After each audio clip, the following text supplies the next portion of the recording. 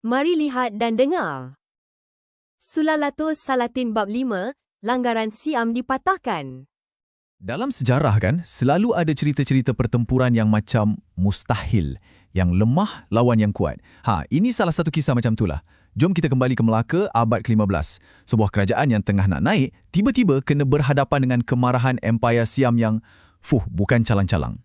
Satu pertembungan yang akan menguji bukan setakat kekuatan tentera, tapi juga kepintaran dan juga kepercayaan. Cuba bayangkan ketakutan dalam kata-kata ni. Ini bukan datang dari orang biasa, tapi dari Panglima Tentera Siam yang hebat tu. Padahal masa ni diorang belum bertembung dengan Melaka lagi pun.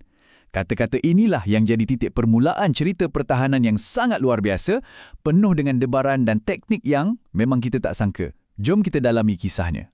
Okey, cerita dia bermula bila berita sampai ke Istana Sultan Muzaffar Shah. Ada sebuah armada perang Siam yang sangat besar diketuai oleh Panglima Awi Dicu tengah menuju ke perairan Melaka. Ancaman tu betul-betul nyata dan masa pun makin suntuk. Jadi, untuk hadapi ancaman ni, Melaka ada barisan kepimpinan yang hebat. Sultan Muzaffar Shah, seorang pemerintah yang bijaksana, serahkan tugas pertahanan ni pada Bendahara Paduka Raja. Otak di sebalik strategi.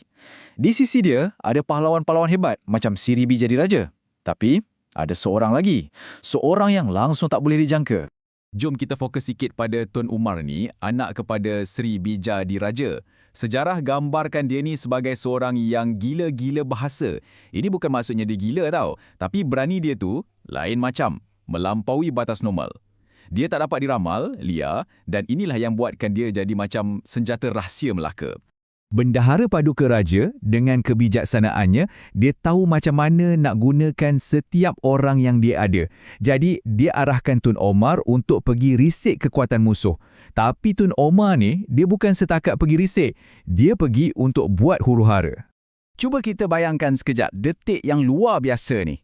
Bukan satu pasukan, bukan satu skuadron, tapi cuma satu perahu kecil je milik Tun Umar yang laju menuju ke arah armada Siam yang saujana mata memandang. Fikirkan sekejap, berani macam mana agaknya dia ni? Perahu dia tu kecil je, terolang-oling macam nak ditelan ombak dengan saiz kapal-kapal perang Siam.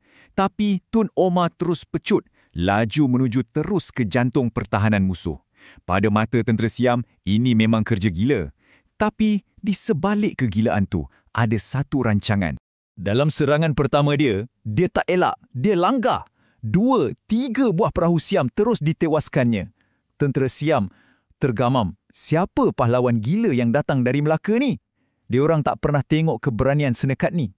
Dan dia tak berhenti kat situ je. Tun Omar pusing balik. Serang lagi, tewaskan beberapa kapal lagi sebelum dia berundur dengan selamat. Dia tinggalkan armada Siam dalam keadaan keliru dan takut. Diorang mesti tertanya-tanya, kalau seorang pahlawan dia dah macam ni, macam mana dengan seluruh tentera dia? Okey, serangan Tun Omar tu sebenarnya cuma pembuka selera je. Sekarang, tiba masanya untuk strategi utama daripada Bendahara Paduka Raja. Pertarungan kini dah beralih dari lautan ke medan perang minda. Inilah soalan yang Bendahara kena jawab.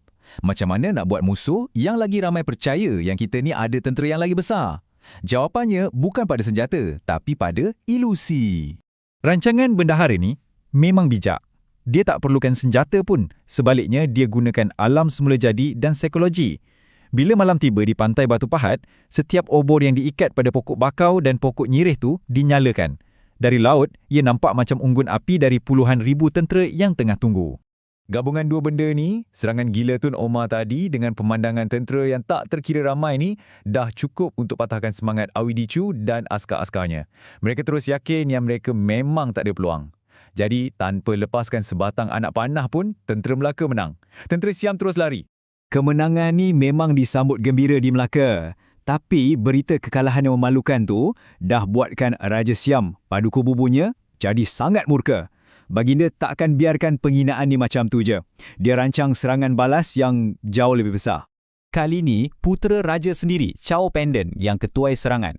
Dia bersumpah depan ayah dia untuk tawan Melaka. Dan cuba tengok perbezaan skala ancaman ni.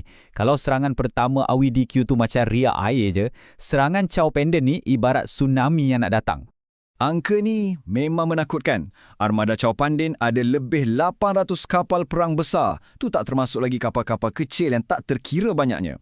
Ini bukan lagi serangan biasa. Ini pencerobohan besar-besaran yang dirancang untuk padamkan Melaka dari peta dunia. Bila berdepan dengan ancaman sebesar ni, Melaka perlukan lebih dari sekadar strategi tentera. Pertahanan kali ini datang dari sumber yang langsung tak dijangka. Satu sumber yang lebih bersifat mistik dan rohani. Di Istana Sultan, ada seorang alim berbangsa Arab. Namanya Tuan Saidi Arab. Dia ni sentiasa je dilihat bawa busur dan anak panah. Bila dia dengar berita pasal armada Chow Pendek ni, dia tahu apa yang dia perlu buat. Dan inilah dia, detik penentunya. Di harapan Sultan Muzaffar Shah, Tuan Saidi Arab berdiri. Dia halakan busur dia ke arah Siam, beratus-ratus batu jauhnya. Sambil dia tarik tali busur tu, dengan penuh keyakinan, dia cuma lafazkan 2 patah perkataan je. Mati Chow Pandan. Apa yang jadi lepas tu memang susah nak percaya. Pada masa yang sama di Siam, putera Chow Pandan tiba-tiba rasa sakit yang tajam kat dada dia, seolah-olah kena panah. Dia terus muntah darah dan meninggal dunia. Serangan kedua ke atas Melaka terhenti sebelum ia sempat bermula pun. Melaka sekali lagi terselamat. Berita kematian Chow Pandan yang misteri itu sampai ke istana dan Sultan Muzaffar Shah sendiri pun kagum dengan kuasa Tuan Saidi Arab. Kemenangan kedua ni dicapai bukan dengan pedang, tapi dengan doa dan keyakinan. Jadi, nampak tak? Inilah 2 tunggak pertahanan Melaka. Kemenangan pertama dicapai melalui akal dan strategi manusia yang bijak. Kemenangan kedua pula datang dari kekuatan rohani dan kepercayaan. Sesuatu yang melampaui penjelasan biasa. 2 kemenangan dengan 2 kaedah yang sangat-sangat berbeza. Kisah ni tinggalkan kita dengan satu soalan yang menarik untuk difikirkan. Apa sebenarnya yang menyelamatkan Melaka?